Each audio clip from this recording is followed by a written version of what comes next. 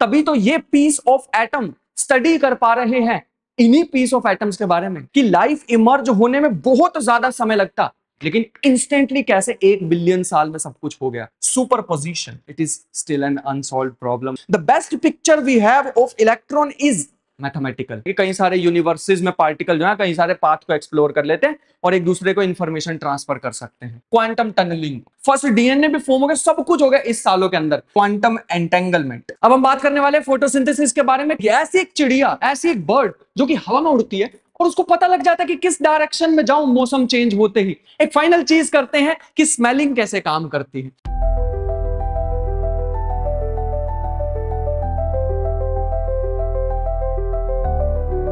क्या है दोस्तों, आज हम बात करने वाले हैं क्वांटम बायोलॉजी के बारे में। एक ऐसा सब्जेक्ट जो अभी भी एक डिबेट का पार्ट है, जिसकी बहुत सारी ब्रांचेस अभी भी खुली हुई हैं, जिसकी मैथमेटिक्स पे अभी भी काम चल रहा है।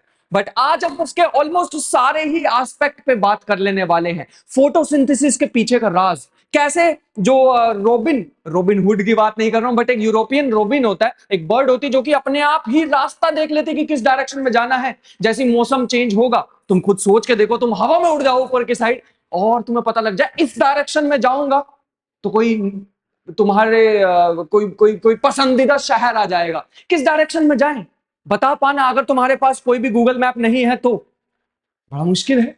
ये काम वो बर्ड्स अपने आप कर लेती हैं अर्थ की मैग्नेटिक फील्ड को यूज करके। इसके पीछे के पैराडॉक्सेस बताऊंगा, बहुत ही ज्यादा मजेदार चीज होने वाली है। उसके बाद स्मेलिंग के पीछे की क्वांटम फिजिक्स वो भी देखने वाले हैं, एंजाइम्स के पीछे की क्वांटम फिजिक्स वो भी देखने वाले हैं। तो बहुत सारा मजा आने वाला है। बट उससे पहले मेरे पास आज बहुत सारी इक्वेशंस नहीं है, क्योंकि मेरे को इसका पार्ट 2 बनाऊंगा तो 1 साल बाद बनाना पड़ेगा, क्योंकि इसकी जो मैथमेटिक्स है अभी वो कह सकते हैं कि अभी वो डेवलपिंग स्टेज पे है।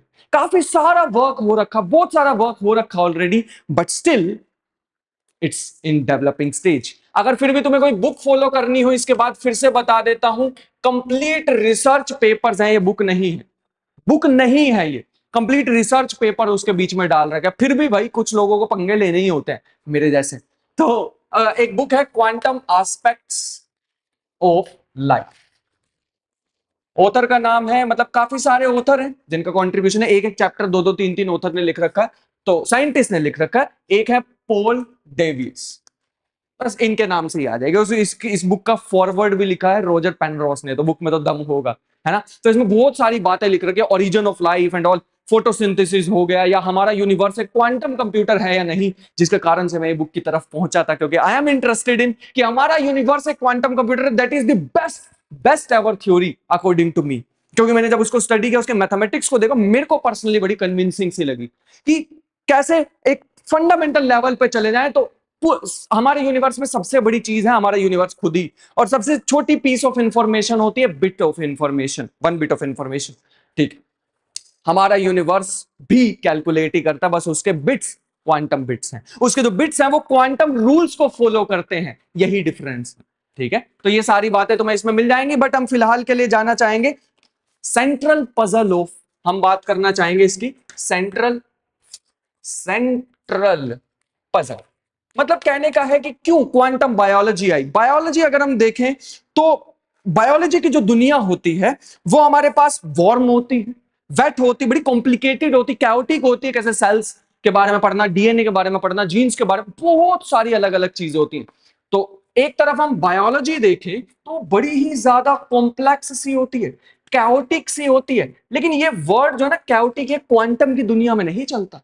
अगर हम दूसरी साइड क्वांटम फिजिक्स पे आ जाएं तो क्वांटम फिजिक्स में ये शब्द कैओटिक इसलिए नहीं आ सकता क्योंकि हमें कोहेरेंस ब्रेक नहीं करानी होती। हमें जो पार्टिकल है वो मल्टीपल पोजीशन है, वो सुपर पोजीशन में जो रह सकते हैं, वो ब्रेक नहीं कराना होता। आई होप कि थोड़ा थोड़ा लिटिल बिट मेरी वीडियोस पहले देखी हुई है। अगर न्यू भी हो तो मेरा नाम राजन है, मैं बताना भूल गया था। मेरे को लगा कि बड़ा भाई को जानते ही होंगे तुम, अब ठीक है नहीं जानते तो कोई बात नहीं, आज से तो फिर साथ ही जुड़ जाने वाले हम। तो ये जो कोहेरेंस हमारे पास होती है इसको ब्रेक नहीं करना होता। थोड़ी सी भी नॉइज आ जाएगी ना, थर्मल नॉइज, या फिर जो एटम्स जिगल करते हैं, जो मूव करते हैं, उनकी वजह से भी दिक्कत आ जाती है। तो बायोलॉजी में तो बड़ा ज्यादा कैओटिक सा मोशन होता है, चाहे वो सेल्स हो, डीएनए, कुछ भी हो, हर जगह पे ये सारा कुछ चल रहा होता है। और दूसरी तरफ हम क्वांटम फिजिक्स देखा तो ये कोल्ड, या फिर हम इसके लिए वर्ड यूज कर सकते हैं आइसोलेटेड, ऐसे वर्ड इसके साथ कनेक्टेड होते हैं जो कि एक पर्टिकुलरली लैब में ही काम हो सकते हैं, क्वांटम फिजिक्स वाले, जहां पे एनवायरनमेंट ऐसा हो ताकि हम जितनी भी एक्सटर्नल नॉइजेस हैं उसको खत्म कर सके। लेकिन फिर ये बायोलॉजी कैसे आ गई, ये वर्ड कैसे आ गया क्वांटम बायोलॉजी? क्योंकि कुछ ऐसी प्रोसेसेस थी स्टिल जिसको हम नहीं समझ पा रहे थे। तीन एग्जांपल्स मेनली हम यहाँ पे बात करने वाले हैं, फोटोसिंथेसिस, एविएशन के बारे में कि बर्ड कैसे अपना रास्ता देख लेती हैं, क्या नेविगेशन सिस्टम यूज करती है, क्या उनके दिमाग के अंदर कोई क्वांटम कंपास होती है, वो सारी बातें करने वाले हैं। और एक मैंने एंजाइम्स के बारे में, स्मेलिंग के बारे में भी बताया है। ठीक है, हमें पूरी की पूरी क्वांटम फिजिक्स की जरूरत नहीं पड़ने वाली है, but still the question remains why this term quantum biology. तो मैं एक फ्रेज है, बड़ा फेमस सा फ्रेज है, मैं जो तुम्हें पढ़ के सुनाना चाहूंगा। और एक और चीज, वियर्डनेस ऑफ जो क्वांटम फिजिक्स है वो आती ही तब है जब सिस्टम में कोई एक्सटर्नल नॉइजेस ना हो, जैसा कि मैंने अभी बताया ही था।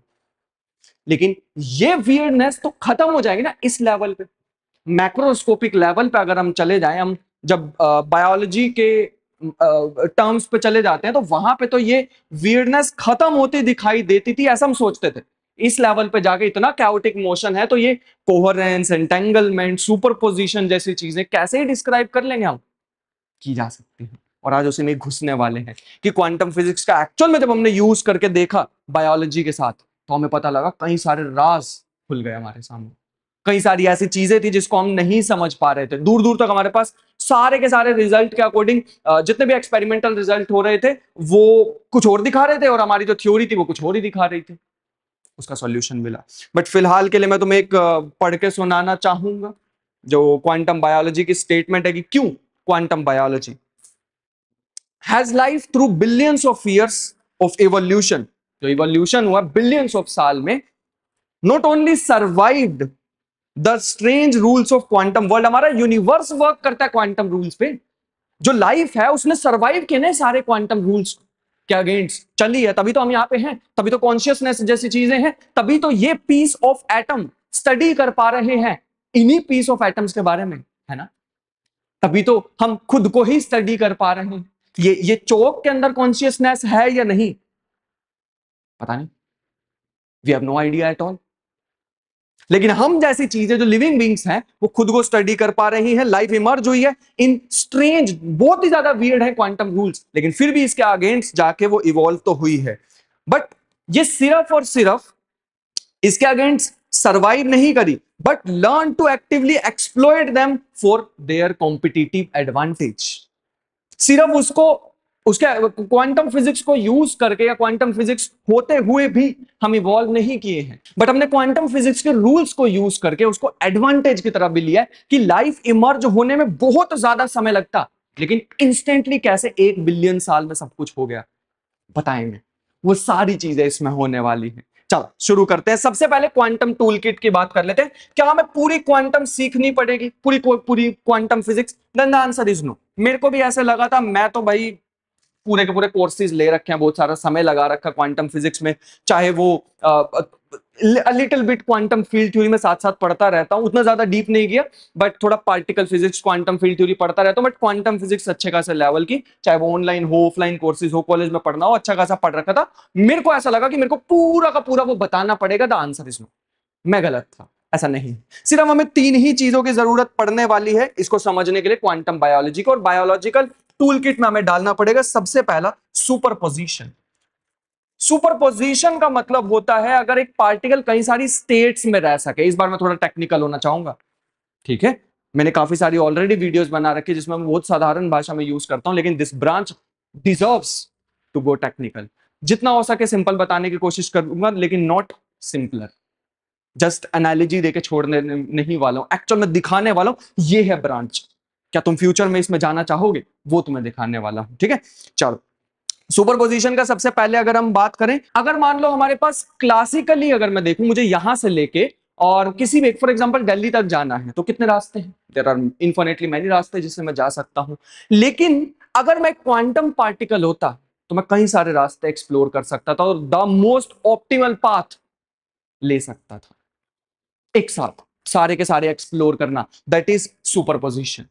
ये जस्ट मैंने एक क्लासिकल एनालॉजी देने की कोशिश की है। अगर मैं क्वांटम मैकेनिक्स पे आना चाहूं तो कई सारी स्टेट में रहना एक पार्टिकल का, that is called quantum superposition. जैसे फॉर एग्जांपल सेंटर में न्यूक्लियस है, उसके अराउंड इलेक्ट्रॉन घूम रहे हैं, और इलेक्ट्रॉन लेटर से हमें नहीं पता कि वो इस स्टेट में है या इस स्टेट में, या फिर ऐसा भी बोल सकते हैं कि हमें नहीं पता एग्जैक्टली अगर मेरे पास एक इलेक्ट्रॉन है, या तो यही वाला एग्जांपल ले सकते हैं, या इससे आसान है समझना स्पिन वाला एग्जांपल। क्वांटम स्पिन सच बोल ही देता हूं, समझना एनालॉजी से बताना गलत है कंप्लीटली। जो भी तुम्हें बताना चाहे कि क्वांटम स्पिन ये होता है, क्वांटम स्पिन वो, अरे समझा ही नहीं जा सकता वो एनालॉजीज से। मतलब 99% एनालॉजीज गलत होती हैं इस क्वांटम स्पिन की। वैसे इसका पूरा नाम होता है स्पिन एंगुलर मोमेंटम, जिसकी मैं अभी बात कर रहा हूं। ये जो स्पिन एंगुलर मोमेंटम साधारण भाषा में अगर मैं सबसे बेस्ट और क्लोजेस्ट एनालॉजी के बारे में बताना चाहूं तो ये एक एरो ड्रॉ कर दो इस पे अभी के लिए, सिर्फ इतना है। जब तक मैं नहीं देख रहा हूं तो एरो ऊपर भी हो सकता है, नीचे भी हो सकता है, प्लस हाफ स्पिन भी हो सकता है, नेगेटिव हाफ भी हो सकता है, लेकिन जैसे मैं इसको देख लूंगा ये एक ही में गिर जाएगा, एक ही स्टेट में गिर जाएगा। स्टेट मतलब कंडीशन ऑफ दैट स्पिन। ऐसी एनर्जी हो सकता है कि कितनी एनर्जी है, कई सारी एनर्जी स्टेट्स में रह सकता है इलेक्ट्रॉन, लेकिन जैसे मैं मेजर करूंगा एक स्टेट में गिर जाएगा। ऐसा कुछ हम सुपरपोजिशन वर्ड यूज कर लेते हैं। इसका मतलब है अभी कोहेरेंस में है। अभी हम इसके साथ वर्ड यूज कर सकते हैं कोहेरेंस। कोहेरेंस का मतलब है कि अगर मान लो बहुत सारे पार्टिकल्स हैं, वो एक दूसरे के साथ इंटरेक्ट भी कर रहे हैं, सब कुछ हो रहा है, सुपरपोजिशन में भी है, सब कुछ एकदम स्मूथ चल रहा है, जब तक कोई एक्सटर्नल नॉइज एक्ट ना कर जाए, जब तक कोई बाहर से एनवायरमेंटल मेजरमेंट ना हो जाए। मतलब बाहर से कोई भी मेजरमेंट हुई तो इनकी एक कोहेरेंस ब्रेक हो जाती है। मतलब ये जो दो स्टेट में एक साथ रह रहे हैं ना, ऐसे समझो कि ये मेरे पास एक कर्व है, ये कर्व सिंपल प्रोबेबिलिटी बता रही है इलेक्ट्रॉन के होने की, सबसे ज्यादा यहां हो सकता है। प्रोबेबिलिटी इलेक्ट्रॉन के होने की प्रोबेबिलिटी सबसे ज्यादा है, थोड़ी कम है, थोड़ी कम है, थोड़ी कम है, अप टू सोन ऐसे। ये सिर्फ प्रोबेबिलिटी बता रहा है जब तक मैं इलेक्ट्रॉन को मेजर नहीं कर रहा था तब तक।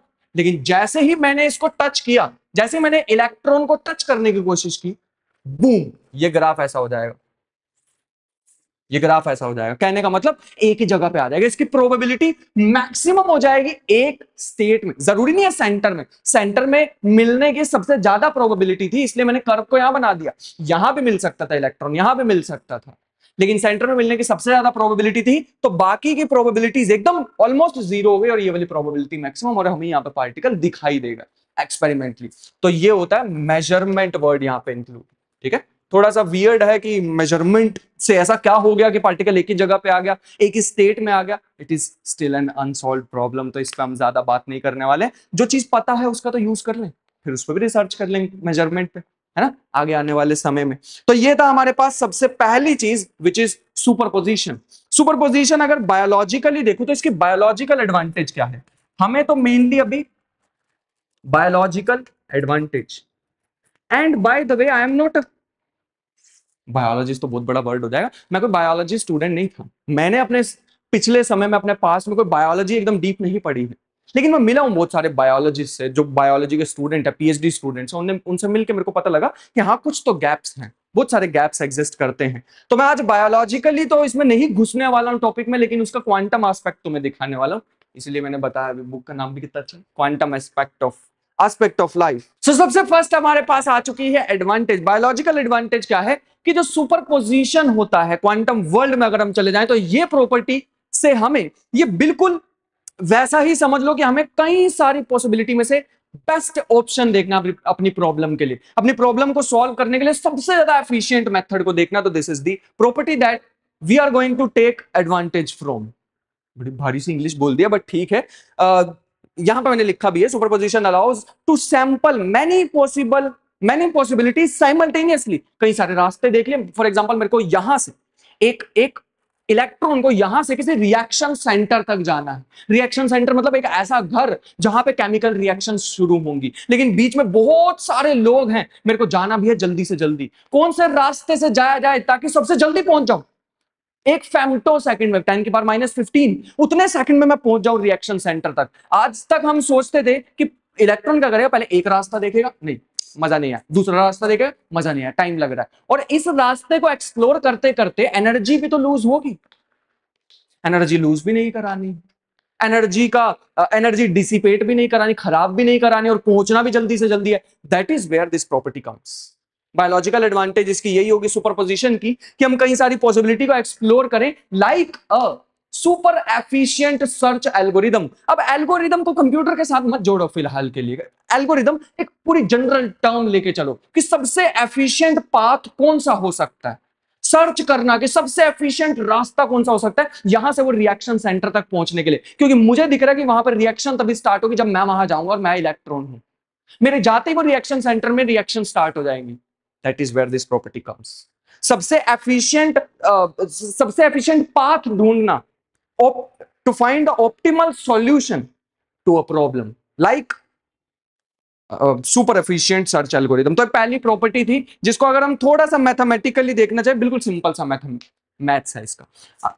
कई बार मैं पहले भी बता चुका हूं, अभी भी बताना चाहें तो ये है हमारे पास psi is equal to C1 path A, फिर C2 path B. Quantum mechanics ऐसे वर्क करती, तो ये कई सारे पाथ एक्सप्लोर करेगा और ये C1 C2 हमें क्या बताना चाह रहे हैं, by the way this is the state of the particle, state of the particle. और इस स्टेट में हमें दिखाई दे रहा है कि कई सारे रास्ते हो सकते हैं, है ना, लेकिन वो एक ही रास्ता, वो एक ही रास्ता कैसे ढूंढ पाएगा, क्योंकि यहां पे पार्टिकल्स का वेव नेचर भी होता है। ध्यान से समझना जो मैं बताने वाला हूं, एक प्रोबेबिलिटी वेव की तरह, कोई फिजिकल वेव मत सोचो अभी के लिए, इसको एक प्रोबेबिलिटी, कंप्लीट एब्स्ट्रैक्ट है ये, जो भी लोग बताना चाह रहे हैं इंक्लूडिंग मी, मैं भी कभी बताना चाहता हूं तो वो सिर्फ एनालॉजीज होती हैं। जब हम क्वांटम वर्ल्ड पे आते हैं तो एक्चुअली ये प्रोबेबिलिटी वेव्स होती हैं, ये कोई एक्चुअल वेव की तरह मत समझो इनको, ये प्रोबेबिलिटी वेव है। कई सारे रास्ते एक्सप्लोर करना एक साथ, मैं हूं मेरे सामने 50 रास्ते हैं तो 50 राजन बन गए, प्रोबेबिलिटी है वो। कई सारे रास्ते एक्सप्लोर हो गए, बेस्ट रास्ता जिसको पता लगा उसमें सारे के सारे आके एक ही बन गए राजन। कई सारे राजन ने वो 50 रास्ते एक्सप्लोर किए, समझने में फिर से एनालॉजी थी, नहीं समझ सकते हम इसको क्योंकि कंप्लीट एब्स्ट्रैक्ट चीजें, हमारा दिमाग नहीं बना वो चीज को विजुअलाइज करने के लिए, वरना अभी तक तो हमने theory of everything find out कर ली होती ना। हमारा दिमाग बना ही नहीं है इलेक्ट्रॉन को इमेजिन करने के लिए। The best picture we have of electron is mathematical, mathematics ही है सिर्फ हमारे पास, और कोई पिक्चर नहीं है उसकी। बाय द वे अगर हम इस पर वापस आना चाहें, ज्यादा ही फिलोसफी की तरफ घूम रहे हैं, बट अगर हम इस पर वापस आना चाहें तो कई सारे पाथ हमें दिखाई दे रहे हैं, path A, path B, path C, up to so on, ऐसे बहुत सारे हैं। ये C1 C2 हमें बताएंगे, these are called probability amplitudes. इसका अगर हम स्क्वायर कर देंगे तो हमें प्रोबेबिलिटी भी मिल जाएगी, probability of going through this path, probability of going through this path up to so on. Electron कैसे करता है ये, क्या इलेक्ट्रॉन कॉन्शियस होता है, उसको पता होता है कि हाँ ये वाले रास्ते पे भी जाके देखता हूँ, ये वाले रास्ते पे भी जाके देखता हूँ, ये वाले रास्ते पे भी जाके देखता हूँ, वो कॉन्शियस है क्या, उसको पता लग जाता है कि ये वाला रास्ता बेस्ट है और बाकी लोग आ जाओ इधर वाले रास्ते से चलते हैं, और वो एक ही इलेक्ट्रॉन में तब्दील हो जाता है, एक इलेक्ट्रॉन में कन्वर्ट हो जाता है। Is this so? नहीं बना उस चीज को समझने के लिए, बट अपना बेस्ट पॉसिबल हम थ्योरीज तो डेवलप कर सकते हैं ना।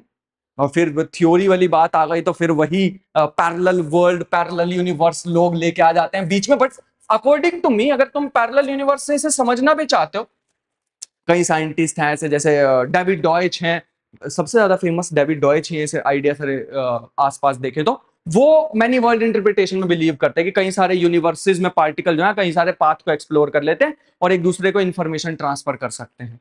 ऐसा ही क्वांटम कंप्यूटर के अंदर भी होता है। क्वांटम कंप्यूटर में जब हम कहते हैं कि एक क्वांटम कंप्यूटर में एक साथ 10 की पावर 90 स्टेट्स को एक्सप्लोर किया जा सकता है, more than the atoms in the observable universe, ये नंबर है। इतनी स्टेट्स को एक्सप्लोर करने के लिए इतने यूनिवर्सिटीज में पार्टिकल्स डिफरेंट डिफरेंट पाथ में मूव, डिफरेंट डिफरेंट स्टेट्स में होते हैं, एक दूसरे को इंफॉर्मेशन ट्रांसफर कर सकते हैं अप टू सो। ऐसी बातें होती हैं, लेकिन अभी हम क्वांटम कंप्यूटिंग पढ़ने नहीं, क्वांटम बायोलॉजी पढ़ने आए हैं। और पैरेलल यूनिवर्सिटीज के बारे में अगर मैं बताना स्टार्ट करूंगा तो वो थोड़ा फिलोसॉफिकल लेक्चर हो जाएगा, लेकिन हम एक्चुअल प्रैक्टिकल चीजें पढ़ने वाले जिसपे आगे जाके तुम लोग रिसर्च भी कर पाओ। दूसरे टूल किट में हम डालना चाहेंगे सुपरपोजिशन के बाद क्वांटम टनलिंग। अब क्वांटम टनलिंग उतना ज्यादा डिफिकल्ट टॉपिक नहीं है, लेकिन क्लासिकली इसको समझा जा सकता है। ऐसे समझो कि एक पहाड़ है और मुझे यहां से यहां जाना है, क्या रास्ता होगा, यहां से यहां जा सकते है ना। अगर इसके पास एनर्जी हुई ही ना यहां तक पहुंचने की, टॉप तक, फिर यहां से आगे तो स्लाइड कर जाएगा खुद ही, यहां तक पहुंचने की एनर्जी ना हुई तो classically this is impossible to reach from point A to point B. यही आती है क्वांटम फिजिक्स जो कि कहती है कि देयर एग्जिस्ट सम प्रोबेबिलिटी कि इलेक्ट्रॉन इस एनर्जी बैरियर, फिजिकल चीज मत समझो, फिजिकल चीज नहीं समझनी, एनर्जी बैरियर। फॉर एग्जांपल ये न्यूक्लियस है और न्यूक्लियस के अंदर यहां एक पार्टिकल फंसा हुआ है और वो मैं पार्टिकल, मेरे को ना बाहर निकलना है, लेकिन इसके बाहर जाने के लिए मेरे को चाहिए 15 मिलियन इलेक्ट्रॉन वोल्ट की energy. Just an example, 15 million electron volt की, मेरे पास है 2 million electron volt. Still there exist some chance कि अगर मैं बहुत बार हिट करूंगा इस एनर्जी बैरियर को, कोई एनर्जी बैरियर, कोई दीवार नहीं लगी हुई है, it is completely abstract, but अगर मैं कई बार निकलने की कोशिश करूंगा, देयर एग्जिस्ट सम प्रोबेबिलिटी कि मैं उसको टनल करके यहां से यहां बाहर निकल जाऊं। बाय द वे टनलिंग में मुझे ये बनाना चाहिए वेव नेचर, तो एक टनल करके यहां से यहां बाहर आ जाएगा। There exist some probability for that, और इस प्रोसेस को हम कहते हैं क्वांटम टनलिंग। अगर हम क्लासिकली देखें तो समझना थोड़ा सा डिफिकल्ट होता है, बट अगर हम क्वांटम मैकेनिकली देखें, then quantum tunneling allows a particle to pass through an energy barrier even if it does not have enough energy to go over it। ठीक है, बढ़िया है। और अगर मैं इसकी बायोलॉजिकल एडवांटेज बताना चाहूं तो बायोलॉजिकल एडवांटेज तो इतनी ज्यादा हो सकती है इसकी। सो ये हमारे पास बायोलॉजिकल एडवांटेज होने वाली है कि अगर क्वांटम टनलिंग की बात करें तो वो शॉर्टकट प्रोवाइड करता है ऐसी केमिकल रिएक्शंस के लिए जो कि अदरवाइज ऑलमोस्ट इम्पॉसिबल है होनी। तुम खुद सोच के देखो, लगभग 4.5 बिलियन साल पहले अर्थ बनी, 3.7 बिलियन पुराना फोसिल फ्यूल हमें मिला है। इसका मतलब है लगभग 1 बिलियन के अंदर अंदर मोल्टन स्टेट में थी 4.5 बिलियन ईयर साल पहले। तो मोल्टन स्टेट से कूल डाउन भी हो गई, लाइफ भी, फर्स्ट डीएनए भी फॉर्म हो गया, सब कुछ हो गया इस सालों के अंदर। मतलब कुछ फ्यू हंड्रेड थाउजेंड, अरे थाउजेंड्स, मिलियन ईयर्स, बिलियन भी नहीं, मिलियन ईयर्स के अंदर अंदर लाइफ भी फॉर्म हो गई अर्थ। कैसे हो सकता है? जब हम अपनी कैलकुलेशंस करके देखते हैं, जब हम सारी चीजें अपने क्लासिकल फिजिक्स के अकॉर्डिंग अपनी इक्वेशंस में डालते हैं, हमें पता लगता है इस प्रोसेस को होने के लिए बहुत ज्यादा समय लगेगा। कैसे हो सकती है ये प्रोसेस, है ना? मतलब 1 बिलियन साल के अंदर अंदर लाइफ भी फॉर्म हो गई, अर्थ बनी 1 बिलियन साल के अंदर अंदर। और इस प्रोसेस को एक्सप्लेन किया जा सकता है using quantum tunneling, path integral formulation, जो कि फिलहाल के लिए आगे आने वाला है वीडियो में। बट क्वांटम टनलिंग का यूज करके कैसे प्रोसेसेस को अल्ट्रा फास्ट बनाया जा सकता है, जितनी हमारी कैलकुलेशन है उसके बिल्कुल अलग ऑपोजिट हमारे आंसर्स आ सकते हैं अगर हम ये क्वांटम मैकेनिकल कॉन्सेप्ट्स अपनी कैलकुलेशंस में डाल दें, जो कि पहले नहीं होता था जब हम ये समझने की कोशिश कर रहे थे, जब क्वांटम फिजिक्स अपनी डेवलपिंग स्टेज पे था। ठीक है, बढ़िया, बहुत अच्छी बात है। अगर हम तीसरा कॉन्सेप्ट देखना चाहें तो हमारे पास आता है क्वांटम एंटेंगलमेंट। क्वांटम एंटेंगलमेंट का साधारण भाषा में मतलब होता है कि अगर दो पार्टिकल हैं, वो किसी तरीके से किसी इनविजिबल थ्रेड से बंध जाएं, एक को चेंज करूं, एक पे कुछ एक्सपेरिमेंट करूं, दूसरे पे भी फर्क पड़ जाए, दैट इज क्वांटम एंटेंगलमेंट। साधारण भाषा में हमारे बहुत ज्यादा काम की होती है कि अगर मान लो दो क्वांटम पार्टिकल हैं, एक पार्टिकल को देखो तो उसका स्पिन अप हो सकता है, स्पिन डाउन हो सकता है, दोनों में से एक ऑप्शन होंगे। मुझे नहीं पता जब तक मैं एक्सपेरिमेंट नहीं कर लूंगा, इसका भी अप हो सकता है, डाउन हो सकता है। लेकिन अगर मैंने इसको, इन दोनों को किसी थ्रेड से बांध दिया, अगर ये एंटेंगल हो गए, तो एक का स्पिन क्या होगा वो दूसरे पे डिपेंड करेगा। एक का अप है, दूसरे का डाउन हो सकता है, या एक का अप है, दूसरे का भी अप हो सकता है। हम अपनी कैलकुलेशन करके देखेंगे तो हमारे पास दो पॉसिबिलिटी बनती है कुछ ऐसी, 1/√2 up up plus down down. कहने का मतलब है ये हमें प्रोबेबिलिटी देता है, मतलब 50% चांस है एक का अप हुआ स्पिन दूसरे का भी अप होगा, एक का डाउन हुआ दूसरे का भी डाउन होगा। या एक और सिचुएशन भी हो सकती है कुछ ऐसी, 1/√2 एक अप एक डाउन, ऐसा कुछ, माइनस, जरूर माइनस से हमें कोई लेना देना नहीं है फिलहाल के लिए, मैं प्लस लगा देता हूं ताकि कंफ्यूजन ना बढ़े फिलहाल के लिए। तो एक डाउन एक अप, ये पॉसिबिलिटी भी हो सकती है। पहले का स्पिन अप आया तो दूसरे का पक्का डाउन होगा, पहले का डाउन आया तो दूसरे का पक्का अप होगा। तो ये एक इनविजिबल थ्रेड से आपस में बंध गए हैं, यही बंधना क्वांटम एंटेंगलमेंट कहलाता है। बस इन वेरी सिंपल वर्ड्स ये होता है quantum entanglement. Measuring of one property instantly, instant word बड़ा इंपॉर्टेंट है, कोई टाइम गैप नहीं होता, एक को मेजर करूंगा दूसरे की स्टेट भी बदल जाएगी, correspondingly alter the state of the other. इसकी बायोलॉजिकल एडवांटेज क्या हो सकती है, हमें ये ऐसा ऐसा एक सेंसिटिव एनवायरमेंटल सेंसर दे सकता है। कहने का मतलब अगर हमारे पास बहुत सारे पार्टिकल्स हैं, क्वांटम पार्टिकल्स हैं और आपस में एंटेंगल भी है, तो हम काफी सारी अपनी कैलकुलेशन को इजी बना सकते हैं। कैसे इजी बनाना है वो अभी हमें देखना है, बट बायोलॉजिकल एडवांटेज इसकी होती है। साधारण भाषा में इसकी बायोलॉजिकल एडवांटेज हो सकती है कि अगर हम एक दो पार्टिकल की बात करते तो हम उससे उतनी अच्छी एडवांटेज नहीं ले सकते थे बायोलॉजिकली, बट अगर बहुत सारे पार्टिकल कोरिलेट हो जाएंगे, एक दूसरे के साथ एंटेंगल हो जाएंगे, तो हम एक बड़ा ही ज्यादा incredibly efficient efficient sensitive environmental sensor बना सकते हैं कि अगर एक की स्टेट पे फर्क पड़ा, सबकी स्टेट चेंज हो जाएगी एक साथ।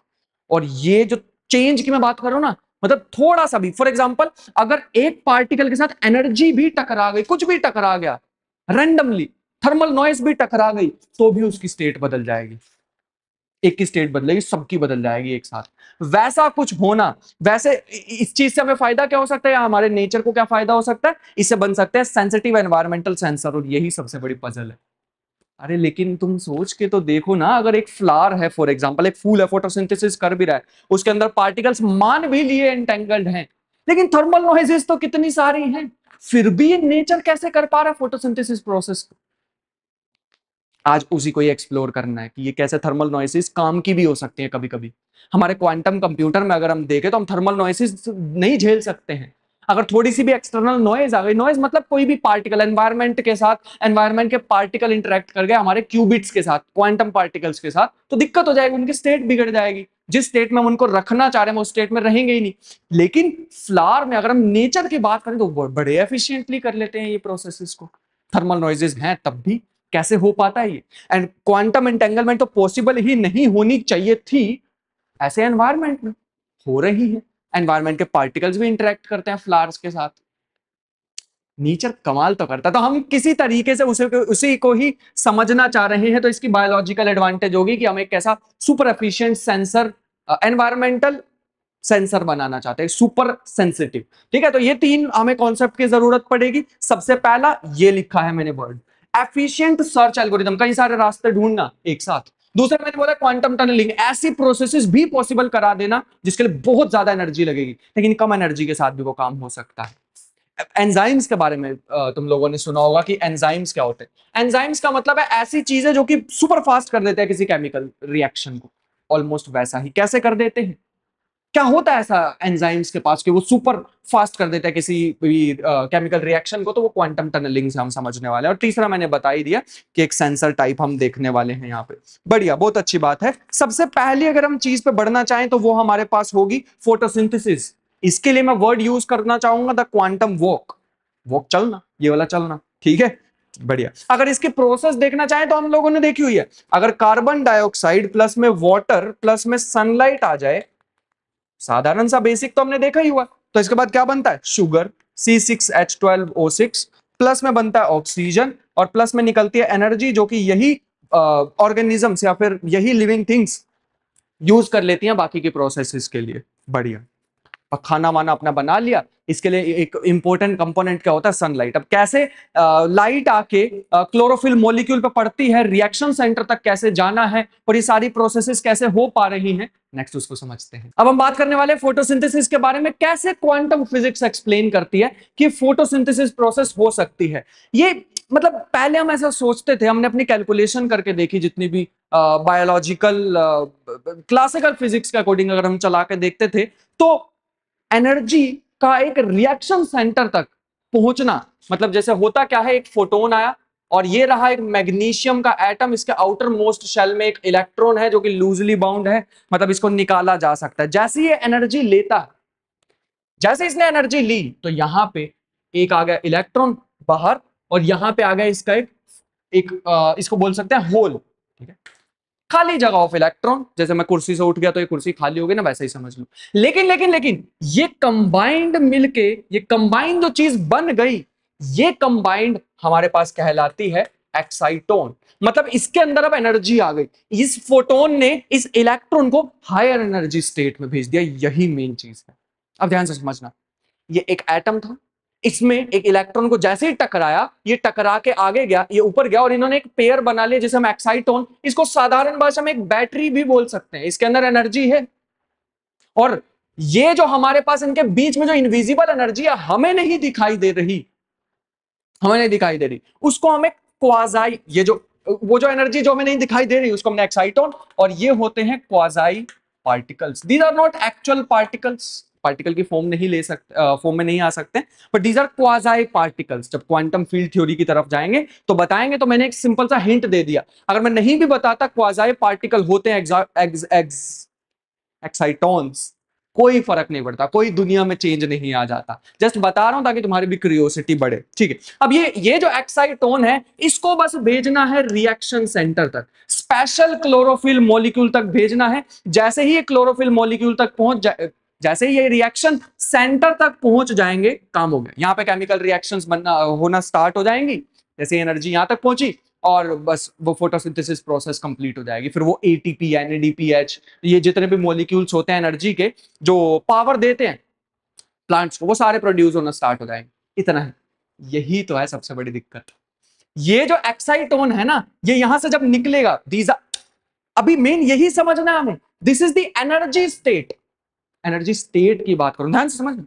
जैसे ये एक्साइटोन क्वाजाई पार्टिकल चलेगा और पहुंचना है इसको रिएक्शन सेंटर तक, लेकिन बीच में और भी तो होंगे बहुत सारे मैग्नीशियम एटम्स। यहां से अगर इसको यहां तक पहुंचना है, कितने रास्ते हैं? देयर आर इन्फिनिटली मेनी रास्ते एग्जिस्टिंग, बट कैसे पहुंचे रिएक्शन सेंटर तक? That is the main problem. ये जो इसकी एनर्जी स्टेट थी ना एक्साइटोन की, जो एक्साइटेशन एनर्जी है, मैंने बताया था ना अभी अभी कि क्वांटम लेवल पे चले जाएंगे तो particles can be in superposition of states, कई सारी स्टेट्स को एक्सप्लोर कर सकते हैं एक साथ। तो वो क्या करेंगे, इस बार वो पार्टिकल बनके, क्लासिकली हम ऐसा सोचते थे, क्लासिकली लोग ऐसा सोचते थे फोटोसिंथेसिस प्रोसेस, पहले वो ये पाथ एक्सप्लोर करेगा, फिर वो ये पाथ एक्सप्लोर करेगा, फिर ये पाथ, फिर ये पाथ, और जाते जाते मॉलिक्यूल्स के साथ टक्कर, ये वो सब कुछ करने के बाद एनर्जी भी तो कम होगी, एनर्जी भी तो डिसिपेट होगी। लेकिन अगर हम ये वाली थ्योरी को सही मान के चलते तो इतनी एनर्जी वो लूज कर देते रिएक्शन सेंटर तक। ये जो ब्लैक बॉक्स है, इसके अंदर क्या चल रहा होता है वो बायोलॉजी का पार्ट है, हम नहीं जानेंगे। हमें तो ये वाला क्वांटम वाला पार्ट को डिस्क्राइब करना है कि ये कैसे हो रहा है, ठीक है। तो जैसे ये पार्टिकल, ये जो एक्साइटोन है, ये जो एनर्जी, एक्साइटोन इज एनर्जी, एनर्जी की टर्म्स में बात करते हैं, ठीक है। ये जो एनर्जी है इसको कई सारे पाथ एक्सप्लोर करने पड़ेंगे, कई सारे कॉलिजन्स होंगे, बहुत सारे एनर्जी डिसिपेट हो जाएगी। इसी प्रोसेस में होनी नहीं चाहिए थी ये प्रोसेस, जितने समय में ये हो जाती है, मतलब लगभग 10 की पावर -15 सेकेंड्स, 10 की पावर -12 से 10 की पावर -15 सेकेंड में होनी नहीं चाहिए थी अगर एक एक करके पाथ को एक्सप्लोर करता। यहीं पे आती है क्वांटम सुपरपोजिशन। सबसे पहला टूल किट में से टूल निकालते सुपरपोजिशन। सुपरपोजिशन का मतलब ये जो एनर्जी है ना, ये एक एक करके पाथ को एक्सप्लोर नहीं करेगी, नहीं, ये क्या करेगी, ये पूरे ऐसे सुपर पोजीशन में जाएगी और इस तरीके से सारे पाथ को एक साथ ही एक्सप्लोर कर देगी। ऐसे समझो पानी बन गया, पानी फैल गया ये पूरे के पूरे मॉलिक्यूल्स में, इसने सारे के सारे पाथ को एक्सप्लोर करके देख लिया, और वो भी इंस्टेंटली, इतने समय में सारे पाथ को 10 की पावर -15, इतने समय में इसने सारे पाथ को एक्सप्लोर करके देख लिया, और इसको पता लग गया इंस्टेंटली, इसको पता लग गया कि ये है सबसे एफिशिएंट पाथ। यहां से जाएंगे तो सबसे जल्दी हो सकती है रिएक्शन, सबसे जल्दी पहुंचा जा सकता है, सबसे एफिशिएंटली पहुंचा जा सकता है। And that is why I gave the name that is why I gave the name most efficient search algorithm. Biological advantage अभी बताए थे ना, ये होती है इसके एडवांटेज। इसने कई सारे रास्ते एक्सप्लोर कर लिए एक साथ 10 की पावर -15 सेकेंड्स में, देख पा रहे हो। और फिर जैसे ही इसको पता लग गया मोस्ट एफिशिएंट पाथ ये है, तो इतने सारे जो ये एक्सप्लोर कर रहा था, वो सारे कोलैप्स हो जाते एक साथ कोलैप्स हो जाते हैं वो सारे के सारे रास्ते, और एक में आ जाता है, इस रास्ते से ट्रैवल करके यहां पहुंच जाता है। This is एक्साइटोन। एक्साइटोन मतलब इसकी जो एनर्जी है, वो energy is in the superposition of states, not the actual particle.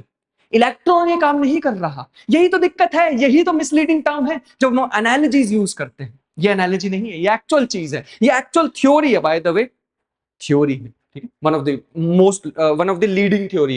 ये जो एक्साइटोन है, जो क्वाज़ाई पार्टिकल है, ये पार्टिकल की जो एनर्जी है, जो एनर्जी स्टेट थी, जिस स्टेट में आ चुके हैं, याद रखना मैं वर्ड यूज कर रहा हूं एनर्जी स्टेट। ये जो एनर्जी स्टेट है, ये energy state can be in superposition of in superposition, और जैसे ही सुपरपोजिशन में सारे पाथ एक्सप्लोर करेगी, इसको एफिशिएंट पाथ पता लगेगा, एक पाथ में आके कोलैप्स कर जाएगा। क्या ये कॉन्शियस है जो ये काम कर रहे हैं? We have no idea at all about consciousness. कर तो रहे हैं, बस तो हमें यही पता है। इसे इसे ही हम बोलते हैं क्वांटम वॉक। मतलब क्लासिकल वॉक होती है चलना, एक रास्ते से एक बार ही जा पाओगे, फिर दूसरे रास्ते से जाना पड़ेगा, फिर तीसरे रास्ते से जाना पड़ेगा।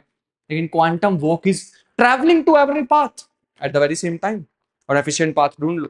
And that is why I wrote the name quantum walk. ये वाला पार्ट हमें समझना था, ठीक है।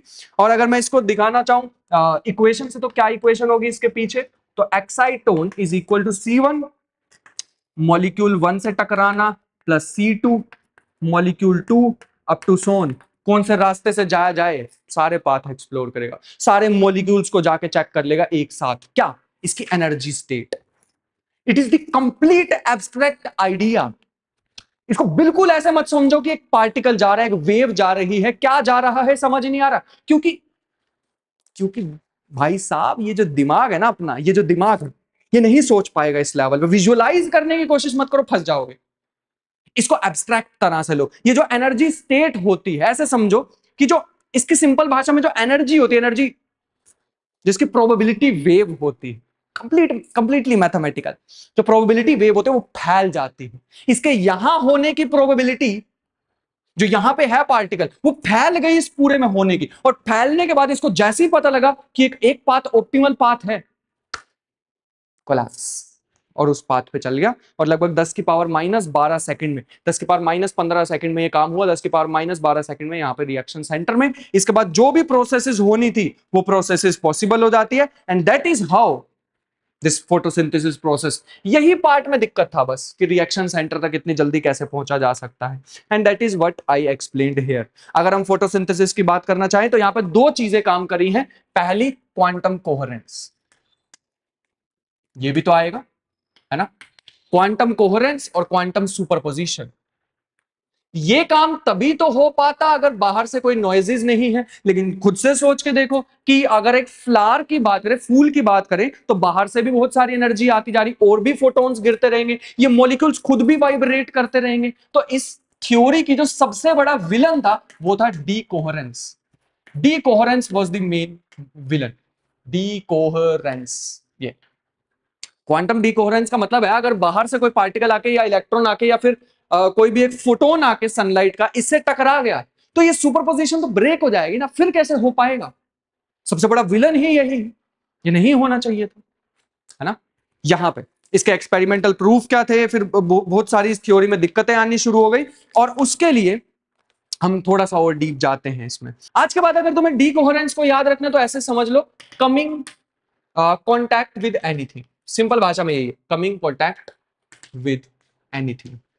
किसी भी चीज के साथ कांटेक्ट में आ जाओगे तो कोहेरेंस ब्रेक हो जाएगी, एंड हमारी ये जो प्रोसेस है 10 की पावर -15 सेकंड में पाथ को एक्सप्लोर करने वाली, वो नहीं हो पाएगी।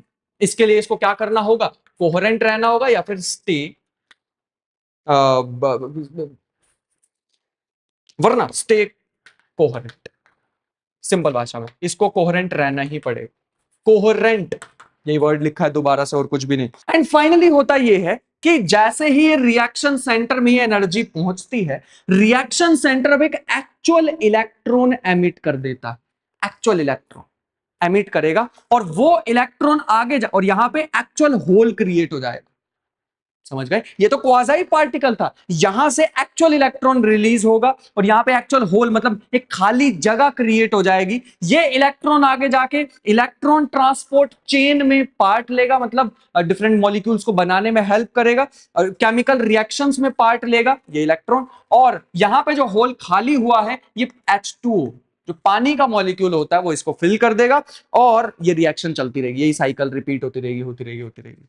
That is the main quantum part जो मुझे समझाना था। फाइनल कंक्लूजन इस पे देना चाहूं तो यही होता है कि इलेक्ट्रॉन को जैसे ऑप्टिमल पाथ मिला, ये इस मॉलिक्यूल, इसने देख लिया कि ये वाला रास्ता सबसे बेस्ट था, तो इस मॉलिक्यूल पे गया, स्टेबल मॉलिक्यूल पे गया, क्योंकि ये तो अनस्टेबल होगा ना, इसको एनर्जी मिल गई थी। तो ये स्टेबल मॉलिक्यूल बनाने के लिए इसके पास गया, फिर इसके पास, फिर इसके पास, मॉलिक्यूल से मॉलिक्यूल ट्रांसफर करके सबसे बेस्ट रास्ते से यहां तक पहुंच गया। ठीक है, जैसे यहां पे पहुंचा, यहां पे जो भी हमारे पास क्लोरोफोल क्लोरोफिल मॉलिक्यूल थे उसने गेन किया, ये एक्साइटोन की एनर्जी, मतलब पूरा का पूरा एक्साइटोन, ये जो बैटरी थी यहाँ पे ट्रांसफर हो गई है इस रिएक्शन सेंटर में। और जैसे यहाँ पे ट्रांसफर हुई तो प्रोसेसेस होना, जो भी फिर उसके बाद केमिकल रिएक्शंस होती है, चाहे वो एटीपी बनाना हो या फिर NADPH बनाना हो। सॉरी अगर मैं नाम गलत लिख रहा हूं तो I am not a biology student, ये कह के बच जाऊंगा मैं। बट ये जितने भी केमिकल्स हैं जो कि पावर देते हैं इस प्लांट्स को, वो सारे के सारे बनने स्टार्ट हो जाएंगे, and that is how this process go. और एक इसके साथ और भी वर्ड आ जाता है कभी कभी, क्वांटम बीट्स।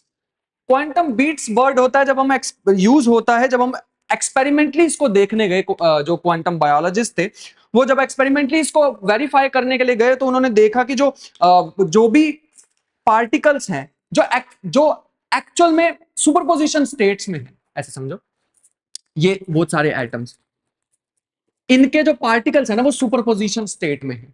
इसका पार्टिकल भी वो सुपरपोजिशन स्टेट में है, इसका पार्टिकल भी सुपरपोजिशन, ये पूरे का पूरा सिस्टम। एंड इनकी जो एनर्जी स्टेट है, जो मैंने अभी बैटरी बताई, जो एक्साइटोन बताया, इनके सुपरपोजिशन में, अब इनकी सुपरपोजिशन क्योंकि ये they are extremely close to each other, bond भी बना रखे इन्होंने आपस में। केमिस्ट्री पे मैं ज्यादा नहीं जानना चाहूंगा, तुमने देखा ही होगा ना, दो एटम्स बॉन्ड भी बना लेते हैं आपस में, बट जो जितने भी ये सुपरपोजिशन स्टेट हैं ये आपस में ओवरलैप भी तो होगी।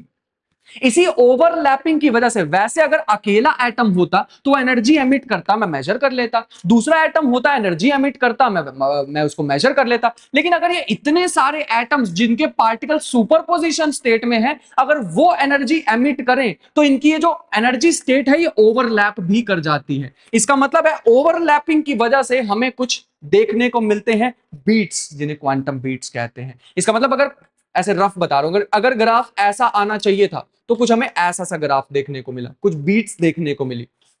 एक्चुअल में ऐसा ग्राफ नहीं है, वो तुम एक्सपेरिमेंटली जाके देख सकते हो, थोड़ी रिसर्च तुम्हारे लिए भी छोड़ देते हैं। बट अगर मैं बताना चाहूं, ऑसिलेशन इन इंटरफेरेंस, आपस में मिलना, इंटरफेरेंस ऑफ क्वांटम स्टेट्स, इसे हम बोलते हैं क्वांटम बीट्स, जो कि वेरीफाई कर रहा था मतलब कुछ लोग इस चीज को, इस ऑसिलेशंस को। ऑसिलेशन क्यों आ रही थी, जो लाइट एमिट हो रही थी उसके बीच में छोटी छोटी ऑसिलेशन इसलिए आई क्योंकि एक इंटरप्रिटेशन, इसकी इंटरप्रिटेशन हो सकती है, एक इंटरप्रिटेशन इसकी ये थी कि ये जो क्वांटम स्टेट्स हैं ये इंटरफेयर कर रही हैं आपस में। ये जो सुपरपोजिशन में था, ये जो सुपरपोजिशन में था, जब ये काफी सारे पार्टिकल सुपरपोजिशन में होंगे तो इनकी स्टेट्स आपस में इंटरफेयर भी करेगी। उस इंटरफेरेंस की वजह से हमें कुछ ऐसी ऑसिलेशंस देखने को मिलती हैं टाइम के साथ। ये पार्टिकल ने भी अपने एक्साइटोन बनाया, एनर्जी ट्रांसफर कर रहा है रिएक्शन सेंटर तक, ये भी बना रहा है, तो इनकी जो इंटरफेरेंस होगी उसके कारण जो बीट्स बनती है, जो ग्राफ में हमें वेरिएशन दिख रहे थे, उसकी एक इंटरप्रिटेशन थी क्वांटम बीट्स। और दूसरी तरफ के फिजिसिस्ट जो क्वांटम बायोलॉजी में बिलीव नहीं करते, जो इसके अगेंस्ट है, वो कहते हैं कि ये जो क्वांटम बीट्स हैं, this is just because of molecular vibrations. अब ये बाकी का काम तुम्हारा बचेगा कि तुम किस थ्योरी पे ज्यादा बिलीव करते हो, और रिसर्च करने का काम इट्स ऑन यू नाउ, ठीक है। मेरे को तो एक पूरी पिक्चर दिखानी थी, जो आई होप कि मैं दिखा चुका हूं। मॉलिक्यूलर वाइब्रेशंस या फिर ऑसिलेशंस भी बोल सकते हैं, that is what is happening according to some physicists. तो this is all about quantum mechanics behind photosynthesis. अब हम बात करने वाले हैं यूरोपियन रोबिन की, ऐसी एक चिड़िया, ऐसी एक बर्ड जो कि हवा में उड़ती है और उसको पता लग जाता है कि किस डायरेक्शन में जाऊं मौसम चेंज होते ही। कैसे हो सकता है? क्या उसके दिमाग में कोई गूगल मैप है? क्या उसके दिमाग में कोई ऐसा कोई कंपास लगी हुई है जो उसको डायरेक्शन बता देती है? तो कुछ साइंटिस्ट ऐसा, जो क्लासिकल थ्योरी है, जो पुरानी थ्योरी है, वो ऐसे कहती थी कि कुछ साइंटिस्ट ऐसा मानते थे, मैं इसको क्लासिकल बोलना चाहूंगा, वैसे इसमें उतना भी कुछ क्लासिकल है नहीं, बट ठीक है, क्लासिकल मतलब पुरानी, ऐसा समझ लो। तो क्लासिकल थ्योरी के अकॉर्डिंग पहले क्या होता था, मतलब बर्ड्स के अंदर क्या होता है, इसको ओल्ड थ्योरी भी बोल सकते हैं। एक्चुअल में होता क्या है कि कोई भी केमिकल रिएक्शन, ऐसा समझो, अगर मेरा तो बैकग्राउंड केमिस्ट्री वाला ज्यादा था नहीं, बट फिर भी मेरे को तो इतना पता है कि केमिकल रिएक्शन का मतलब होता है ब्रेकिंग और फॉर्मिंग द केमिकल बॉन्ड्स। मेरे लिए केमिकल रिएक्शन यही है, या ब्रेकिंग, या तो ब्रेक हो रहे होते हैं, या फिर फॉर्मिंग द केमिकल बॉन्ड्स। मेरे अकॉर्डिंग ये होती है कोई भी केमिकल रिएक्शन। रिएक्शन का मतलब ये तो ना, वो 2 ग्लास में कुछ भी डाला और धमाका हो गया, अगर फंडामेंटल लेवल पे, मोलिकुलर लेवल पे जाएं तो ये होती है केमिकल रिएक्शन, कोई बॉन्ड बन रहे होते हैं या फिर कोई डिस्ट्रॉय हो रहे होते हैं। तो उसकी क्या हो रहा है उसकी आंख के अंदर, एक्चुअल में कुछ ओल्ड थ्योरी या फिर कुछ साइंटिस्ट मानते थे कि जो अर्थ की मैग्नेटिक फील्ड होती है वो डायरेक्ट करती है, वो बताती है उस यूरोपियन रोबिन को कि किस डायरेक्शन में जाना है। ठीक है, तो मैं यहाँ पे मेन मेन कीवर्ड लिख देता हूं ताकि खुद भी रिसर्च इस पे कर पाओ। Maybe earth's magnetic field, क्योंकि वही तो है ना हवा में जाके और उसको क्या दिखेगा, है ना। बर्ड्स तो नहीं मानती ना कि अर्थ फ्लैट है, कि उन्होंने मैप बना लिया, उनके पुश्तैनी मैप चल रहे हैं भाई इस डायरेक्शन में चला जाइए। ठीक है, तो maybe earth's magnetic field doing the same. शायद बर्ड की आंखों के अंदर जैसी मैग्नेटिक फील्ड जाती है, मैग्नेटिक फील्ड जाने के बाद, ध्यान से समझना ये बड़ी इंपॉर्टेंट चीज है, जैसी बर्ड की आंखों के अंदर मैग्नेटिक फील्ड जाएगी, वो मैग्नेटिक फील्ड जाते ही उसकी आंखों के कुछ कुछ केमिकल रिएक्शन स्टार्ट हो जाती है, कुछ बॉन्ड्स बन रहे हैं, कुछ डिस्ट्रॉय हो रहे हैं, कुछ ब्रेक हो रहे हैं, कुछ फॉर्म हो रहे हैं, ऐसा होना होता हो जाता होगा शायद स्टार्ट। लेकिन यहीं पे ये थ्योरी गड़बड़ा गई, यहीं पे थ्योरी में दिक्कत आ गई। जो अर्थ की मैग्नेटिक फील्ड होती है इतनी ज्यादा वीक होती है, मैं एग्जांपल से समझाता हूं। अगर ये पार्टिकल हैं बहुत सारे, ये रहे बहुत सारे पार्टिकल, जो इनकी थर्मल नॉइजेस होंगी, जो इसकी थर्मल वाइब्रेशन होंगी, हर पार्टिकल वाइब्रेट तो करता ही है, जो वाइब्रेट कर रहे हैं, जो जिगल कर रहे हैं पार्टिकल्स, उनकी वो थर्मल एनर्जी जो उनके पास प्रेजेंट है वो कुछ मिलियन टाइम्स ज्यादा होती है। दिस इज 1 मिलियन टाइम्स ज्यादा, ये भी बना सकते थे, मिलियन टाइम्स ज्यादा देन अर्थ्स मैग्नेटिक फील्ड में जो एनर्जी स्टोर होती है, मैग्नेटिक फील्ड मिलियन टाइम्स ज्यादा। भाई ये वो काम करते हैं ना, फिर मॉलिक्यूलर वाइब्रेशन की एनर्जी इतनी ज्यादा है, वो कर सकते थे ना। फिर आंखों के अंदर अगर मान लो बर्ड बैठी भी हुई है, वो तो हर समय हो रही है वो वाइब्रेशन, तो इतनी सी एनर्जी का क्या फायदा। इसको ऐसे समझते हैं, बहुत ही ज्यादा अच्छी एनालॉजी मैंने देखी थी, एक यूट्यूब पे ही चैनल है अप एंड एटम, और एक बुक भी लिखी है जिम अल खलील ने, लाइफ एट द एज। किसी को अगर नाम पता होगा तो जरूर कमेंट बॉक्स में डाल देना, बट ऐसी ही बुक है, दोनों में एक एनालॉजी दे रखी थी बहुत अच्छी सी। ठीक है, कैसे हो सकता है कि इतनी पावरफुल, जब ये मॉलिक्यूलर वाइब्रेशंस वो काम नहीं कर पा रही, बैठे बैठे ही पता लग जाना चाहिए था उस बर्ड को। तो इस अर्थ की मैग्नेटिक फील्ड से क्या ही हो जाएगा ना, थोड़ी सी एडिशन से तुम्हारे पास 5 लाख रुपए और किसी ने आके 1 रुपया दे दिया, क्या फर्क पड़ेगा, कुछ भी नहीं। बट मान लो एक बहुत बड़ा सा बॉक्स है, ये मेरी एनालॉजी नहीं है लेकिन बहुत बढ़िया है, ठीक है, जिसने भी समझाई थी, मैंने 2 लोगों के नाम बताए, तो whole credit goes to them. अगर इस पे आके छोटी सी एक मक्खी बैठ जाए, और जैसे वो मक्खी आके बैठेगी, और ये है मान लो बहुत बड़ा एक बॉक्स है, एक पत्थर है बहुत बड़ा, बड़ा सा पत्थर बहुत भारी, मैं भी नहीं उठा पाऊंगा, हम दोनों मिल जाएं तो भी नहीं उठा पाएंगे, इतना भारी पत्थर, क्या ये छोटी सी मक्खी आके इसको ऐसे टिल्ट करके ऐसे गिर देगी? आंसर इज नो, ऑब्वियस सी बात है, नहीं गिर पाएगी। सेम ही तो यहाँ पे हो रहा है, जब इतनी बड़ी एनर्जी जो प्रेजेंट है इनके पास, वो अगर ये केमिकल रिएक्शन को अगर नहीं करने दे रही, बैठे बैठे ही उन्हें पता लग जाना चाहिए था डायरेक्शन का, लेकिन कैसे, ये मॉलिक्यूलर, ये जो वाइब्रेशंस होती है तो हमारे दिमाग में भी हो रही होंगी उस हिसाब से, हमें तो नहीं पता कि किस रास्ते पे जाना है। तो ये छोटी सी अर्थ की मैग्नेटिक फील्ड, ये छोटी सी एनर्जी क्या ही कर लेगी। इससे ज्यादा मैग्नेटिक फील्ड, अर्थ की मैग्नेटिक फील्ड से ज्यादा मैग्नेटिक फील्ड तो वो होती जो तुम फ्रिज पे चिपका देते हो।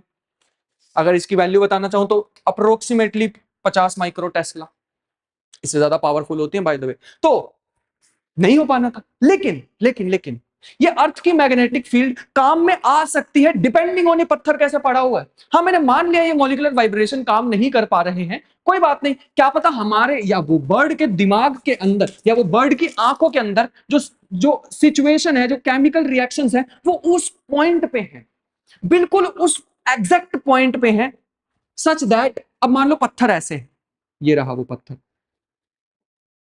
अब ये पत्थर जस्ट गिरने वाला है, जस्ट गिरने वाला है, सब कुछ तैयार है, सब रेसिपी तैयार है, बस आके नमक डालना और खा लेना है, ऐसा समझ लो।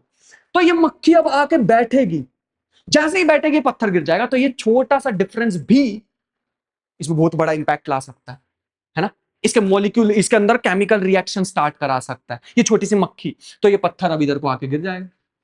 इसका मतलब शायद ऐसा हो सकता है, बेस्ट थ्योरी है अभी तक की हमारी।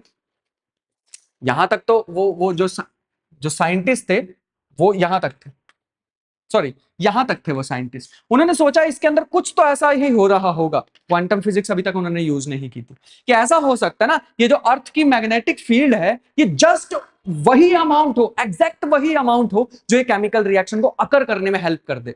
अभी अभी मैंने बताया था स्मॉल एनर्जीज, ये ध्यान रखना, स्मॉल एनर्जीज अभी जस्ट बताया था, can make big impacts and that is called, यही तो है हमारे पास क्वांटम एंटेंगलमेंट। छोटी छोटी एनर्जी भी बहुत बड़े इंपैक्ट ला सकती है, दिस इज क्वांटम एंटेंगलमेंट। यही हो रहा था शायद उसके अंदर, छोटी सी एनर्जी ने भी बस वो उतनी सफिशिएंट एनर्जी थी कि वो इस केमिकल रिएक्शन को पॉसिबल कराने में हेल्प कर दे।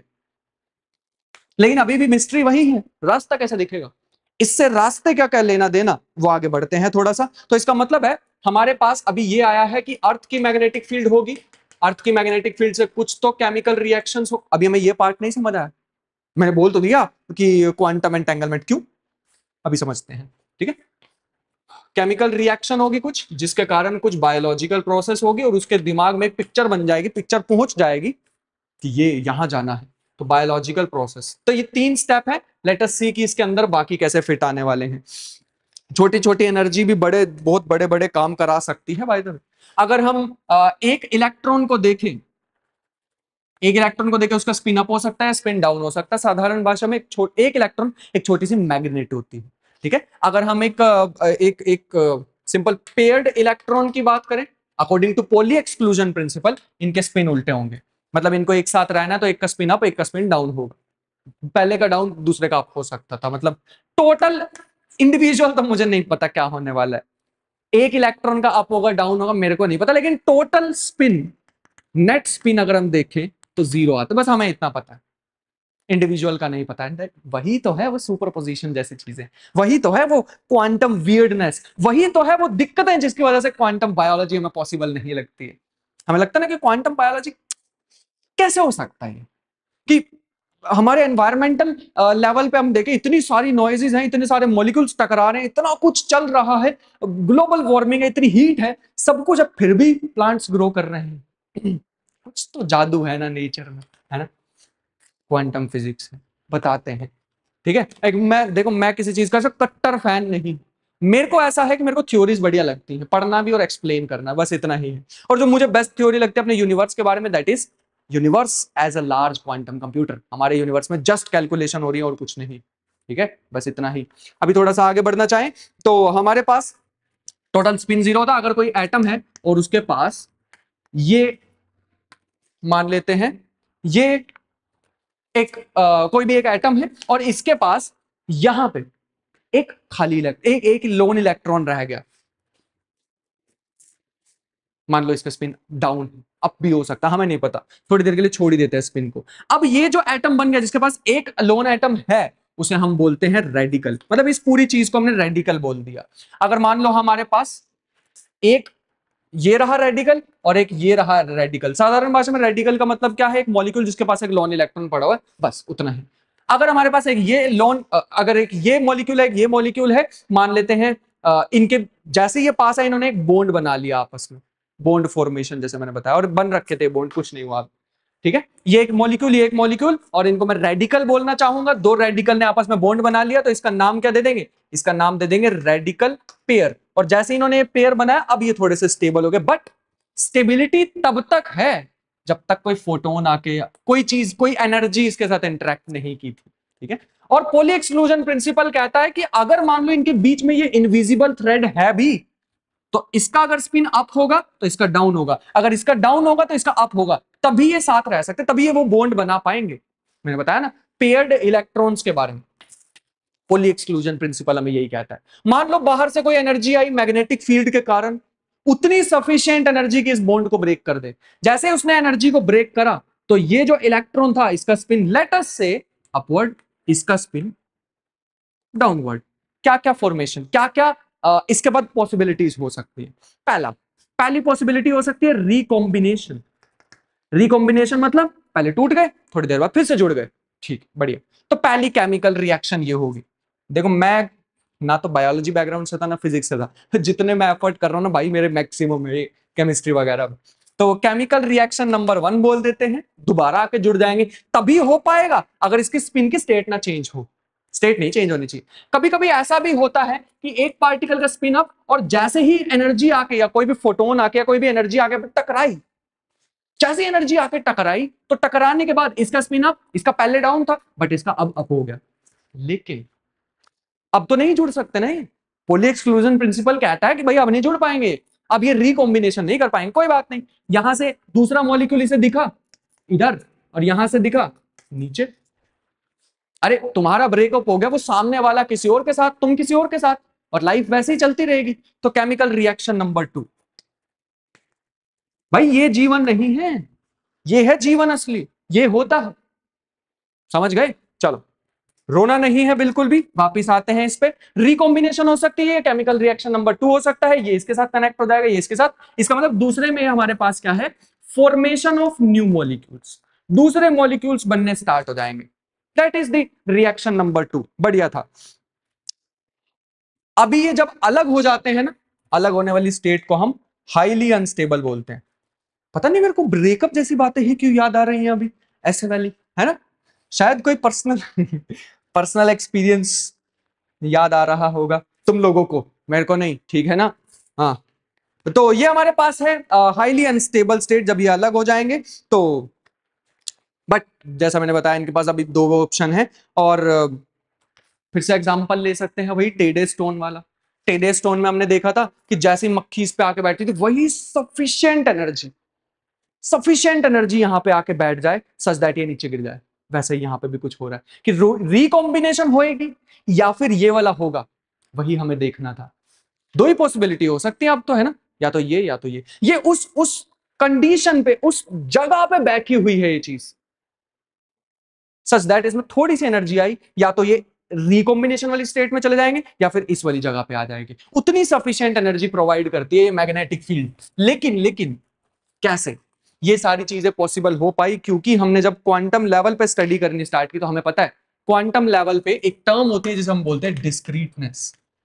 डिस्क्रीटनेस का मतलब होता है पैकेट्स में एग्जिस्ट करती है energy, and that is very important for us. देखो, इसका मतलब है अगर मैं 2 स्टेट बनाना चाहूं इलेक्ट्रॉन की एनर्जी की, तो ये स्टेट है, ये स्टेट है, या तो इलेक्ट्रॉन यहां मिलेगा या यहां मिलेगा, यहां नहीं मिलेगा हमें electron. Discrete amount of energy.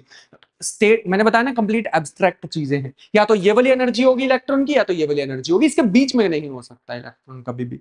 बस इतना सा कहना चाह रहा था मैं। और जब ये पार्टिकल यहां पे है, जब भी 2 मॉलिक्यूल्स आपस में मिल जाते हैं ना, ये तो यहां पे ना, ये एक मॉलिक्यूल का पार्टिकल, ये एक मॉलिक्यूल का पार्टिकल, इनके बीच में ना एक बड़ा, जैसे ये इंटरेक्ट करते हैं ना, इंटरेक्शन के बाद एक बड़ा इनविजिबल सा बॉन्ड बन जाता है, बड़ा इनविजिबल सा बॉन्ड बन जाता है इनके बीच में, जिसे हम क्वांटम एंटेंगलमेंट बोलते हैं। अभी तो बताया था कि मतलब एक की स्टेट पे, एक की स्टेट चेंज होगी तो दूसरे की भी होगी। लेकिन हमें ये नहीं पता कि ये अपवर्ड है ये डाउनवर्ड है, वो नहीं बता पाएंगे, लेकिन ये पक्का कह सकते हैं एक अपवर्ड दिखा दूसरा डाउनवर्ड दिखेगा। गारंटी दे सकते हैं पॉली एक्सक्लूजन प्रिंसिपल के अकॉर्डिंग, और जो हमने वो पढ़ा हुआ है क्वांटम एंटेंगलमेंट, सुपरपोजिशन, सारी चीजें मिक्स कर दोगे तो हमें दिखाई दे रहा है जैसे मेजरमेंट करूंगा एक का स्पिन अप है तो दूसरे का डाउन हो जाएगा। लेकिन जैसे एनर्जी पड़ी, कुछ केसेस में हमने ऐसा भी देखा कि एक का स्पिन अप है तो दूसरे का अप भी हो जाता है। जैसे ये अलग होता है ना, तो कुछ और एनर्जी या कुछ और इंटरेक्शन के कारण इसका स्पिन अप भी हो सकता है। एक का स्पिन अप है दूसरे का डाउन होगा, पक्का है क्वांटम एंटेंगलमेंट के अकॉर्डिंग, लेकिन बाकी इंटरेक्शन के कारण इसका स्पिन अप भी हो सकता है। तो कौन सी चीज अकर होगी? जैसे ही मैग्नेटिक फील्ड के कारण, इनके मैग्नेटिक फील्ड ने इनको एनर्जी प्रोवाइड की, एनर्जी प्रोवाइड करने के बाद अब मेन चीज आने वाली है। अब ये कौन सी स्टेट में? इस वाली स्टेट में। जैसे इसमें एनर्जी पड़ेगी, जैसे इसमें मैग्नेटिक फील्ड के साथ इंटरेक्ट किए, ये वाइब्रेट करना स्टार्ट होंगे। ध्यान से समझना, ये जिगल करना स्टार्ट होंगे, बहुत तेज वाइब्रेट करना स्टार्ट होंगे, और इतनी तेज वाइब्रेट करेंगे, इतनी तेज स्टेट में आ जाएंगे सच दैट ये मूव करते करते करते करते जैसे ही अलग होंगे तो ये कौन सी स्टेट में जाएंगे? कौन सी वाली स्टेट में जाएंगे? क्या ये इस स्टेट में जाएंगे, रिकॉम्बिनेशन वाले? रिकॉम्बिनेशन में तभी जा सकते हैं एक का स्पिन अप एक का डाउन, या फिर ये उस स्टेट में जाएंगे कि अलग होने के बाद दोनों का स्पिन अप ही आ गया? वो नहीं हमें पता, और वही मैग्नेटिक फील्ड कराती भी है। मैग्नेटिक फील्ड जो हमारे पास है, और मैं बताऊंगा कि एक्सटर्नल नॉइजेस से कैसे बचा जा सकता है, बट साधारण भाषा में ये होता। थोड़ा सा और इसको डिटेल में समझते हैं, फिर ये मैग्नेटिक फील्ड पे, अर्थ की मैग्नेटिक फील्ड पे वापस आएंगे। एक्चुअल में क्या है, सेंटर में होते हैं प्रोटॉन्स, न्यूट्रॉन्स, और उसके अराउंड घूम रहा होता है इलेक्ट्रॉन। साधारण भाषा में ऐसे ही हमने समझा हुआ, बोहर्स मॉडल पे अगर हम चलें तो, ठीक है। इनके पास भी तो मैग्नेटिक फील्ड होती है, इसके पास भी तो मैग्नेटिक फील्ड होगी, ये भी मैग्नेट की तरह बिहेव करते हैं, ये भी मैग्नेट की तरह बिहेव करते हैं, तो इनके बीच में कुछ मैग्नेटिक इंटरेक्शन भी तो होगी, कोई मैग्नेटिक फोर्सेस भी तो लगेंगे इनके बीच में। इसको हम बोलते हैं hyper fine interaction. Hyper fine interaction जिसके कारण ये डिस्टर्ब करता है radical pair, disturb radical pair, and जिसके कारण हम देखते हैं कि वो सुपरपोजिशन स्टेट में भी चला जाता है, जो इनका इलेक्ट्रॉन का जो स्पिन होता है वो सुपरपोजिशन स्टेट में भी चला जाता है, makes it go in superposition state, superposition state. इसका मतलब है कई सारे फैक्टर्स आ गए, तो ये एक और फैक्टर आ गया कि इलेक्ट्रॉन का स्पिन अप होगा, अलग होने के बाद डाउन होगा, वो इस पे भी डिपेंड करेगा, है ना। एक तो जैसे उन्होंने बॉन्ड बनाया, इंटरेक्ट किया, एंटेंगल स्टेट में चले गए, अलग होने के बाद अब फैक्टर्स में तुम्हें बताना चाह रहा हूं एक एक करके, कि एक फैक्टर ये आ गया हाइपर फाइन इंटरेक्शन का, कि अलग होने के बाद वो किस तरीके से बिहेव करेंगे, स्पिन अप होगा, डाउन होगा, अलग होने के बाद होना चाहिए था अप, लेकिन इन इंटरेक्शन के कारण, इन हाइपर फाइन इंटरेक्शन के कारण उसका डाउन हो गया, ये भी हो सकता है। पहली चीज तो ये हो गई। दूसरी चीज समझते हैं, दूसरी चीज हमारे पास आती है कि दूसरी चीज हमारे पास आती है कि जो बाहर की नॉइजेस, जो एक्सटर्नल नॉइजेस, एक्सटर्नल नॉइजेस, अब अगर मान लो बाहर की जो थर्मल एनर्जी है या जो भी एनर्जी है, अगर वो होती ही ना, हम कोहेरेंसी ब्रेक करना चाह रहे हैं, हम कोहेरेंसी बना के रखना चाह रहे हैं, तो अर्थ की मैग्नेटिक फील्ड सफिशिएंट ही नहीं है उस बॉन्ड को ब्रेक करने के लिए। और अगर बाहर की नॉइजेस बहुत ज्यादा होती तो ये कभी कोहेरेंट, ये एंटेंगल्ड स्टेट में ही ना आ पाते। इसका मतलब है बाहर की नॉइजेस और ये जो बाहर के नॉइजेस और जो अर्थ की मैग्नेटिक फील्ड है वो बिल्कुल सफिशिएंट लेवल पे है। इसका मतलब है दूसरा फैक्टर हमारे पास आ जाता है एक्सटर्नल नॉइजेस। एक्सटर्नल नॉइजेस उसने बिल्कुल पीक, उस एग्जैक्ट एफिशिएंट अमाउंट पे बैठी होती हैं। बर्ड्स के आई के अंदर जो प्रोसेस चल रही है उसमें एग्जैक्ट उस हिसाब से थर्मल नॉइजेस होती हैं, उस हिसाब से एक्सटर्नल इंटरेक्शन होती हैं, सच दैट वो इस सुपर पोजिशन स्टेट को भी मेंटेन करके रख सके और उतनी ही एनर्जी अलाउ करे लेना जो मैग्नेटिक फील्ड के पास है।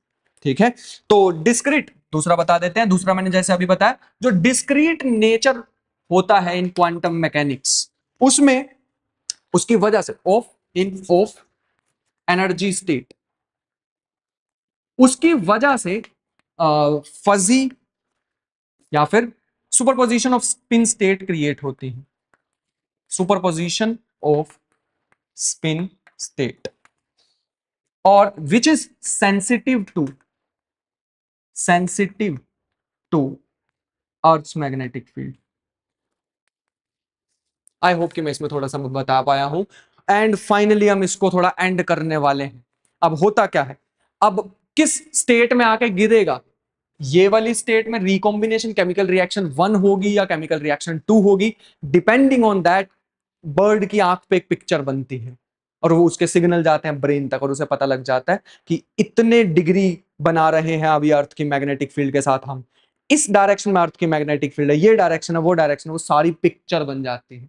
थोड़ा सा आगे और बढ़ना चाहेंगे तो अर्थ की मैग्नेटिक फील्ड बिल्कुल सफिशिएंट होती है इस स्पिन स्टेट को, इस स्पिन स्टेट को ऑसिलेट करने के लिए और उसको एक कोलैप्स कराने के लिए, बिल्कुल सफिशिएंट अमाउंट होता है अर्थ की मैग्नेटिक फील्ड का। और हमने देखा कि जो जो ये ऑसिलेशन होती है अर्थ की मैग्नेटिक फील्ड की वजह से, वो डिपेंड करती है डायरेक्शन ऑफ मैग्नेटिक फील्ड पे। तो ऑसिलेशन क्यों हो रही है, ऑसिलेशन अर्थ की मैग्नेटिक फील्ड की वजह से उतनी सफिशिएंट होती है कि ऑसिलेट करा दे। ठीक है, तो oscillation alter differently depending on earth's magnetic field. और हमारे पास फिर 3 ग्राफ आए जो हमने देखे, जो बेस्ट हमारी थ्योरी को प्रूव करने में बहुत ज्यादा हेल्प कर रहे थे। पहला ग्राफ हमारे पास आया, अगर कोई मैग्नेटिक फील्ड नहीं होती, हमने एक्सपेरिमेंट करके देखा तो कुछ ऐसा सा ग्राफ बन रहा था। मैं एकदम रफ सा ग्राफ बना रहा हूं, कोई एग्जैक्ट नहीं बना रहा, ऐसा सा ग्राफ हमें देखने को मिला। ठीक है। जैसे ही हमने अर्थ की मैग्नेटिक फील्ड लगाई 50 माइक्रो टेस्ला की अर्थ की मैग्नेटिक फील्ड, हमें देखने को मिला कुछ ऐसा सा पैटर्न, कुछ ऐसा सा, कुछ तो ऑसिलेशन देखने को मिली, जैसे वो गाइड करना चाह रही हूं अर्थ की मैग्नेटिक फील्ड। और फिर हमने तीसरा एक्सपेरिमेंट करके देखा और हमें पता लगा कि अगर अर्थ की मैग्नेटिक फील्ड हो यही 50 माइक्रो टेस्ला हो लेकिन एट 60 डिग्री, तो कुछ ऐसा सा देखने को मिल रहा था। मतलब थोड़ी ऑसिलेशन, मतलब ऑसिलेशन तो है लेकिन बहुत कम है। इस तरह से कुछ पैटर्न हमें देखने को मिला। ये 3 ग्राफ हमें शो करके बता रहे थे कि हाँ अर्थ की मैग्नेटिक फील्ड जो है वो हेल्प तो कर रही है इस स्पिन स्टेट को अल्टर करने के लिए। बढ़िया। दिस ऑसिलेशंस रिप्रेजेंट, ये ऑसिलेशन क्या रिप्रेजेंट कर रही है? ये ऑसिलेशंस जो होती हैं they are representing probability of collapsing, probability of collapsing in same spin state or opposite spin state। कैसे, कौन सी वाली प्रोसेस होगी? केमिकल रिएक्शन 1 होगी या 2 होगी? इनकी इससे पता लगता है। इनकी जो ऑसिलेशंस हैं, ये जो हमें देखने को मिल रहा है, इस ऑसिलेशन से हमें इन प्रोबेबिलिटी कैलकुलेट कर सकते हैं और सफिशिएंट अर्थ की मैग्नेटिक फील्ड होती है। इसी मतलब साधारण भाषा में ये मेरे को भी थोड़ा कंफ्यूजिंग लगा था कि क्या बताना चाह रहे हैं ये ऑसिलेशन के कारण। सिंपल भाषा में ऐसे समझ लो, कितने मॉलिक्यूल्स रिकंबाइन होंगे, कितने मॉलिक्यूल्स, बहुत खतरनाक बात बोलने वाला हूं, कितने मॉलिक्यूल्स रिकंबाइन हो जाएंगे, कितने मॉलिक्यूल्स न्यू पेयर बना लेंगे, न्यू रेडिकल पेयर बना लेंगे, वो डिपेंड करता है कि कितने डिग्री पे अर्थ की मैग्नेटिक फील्ड एंटर कर रही है बर्ड की आई में।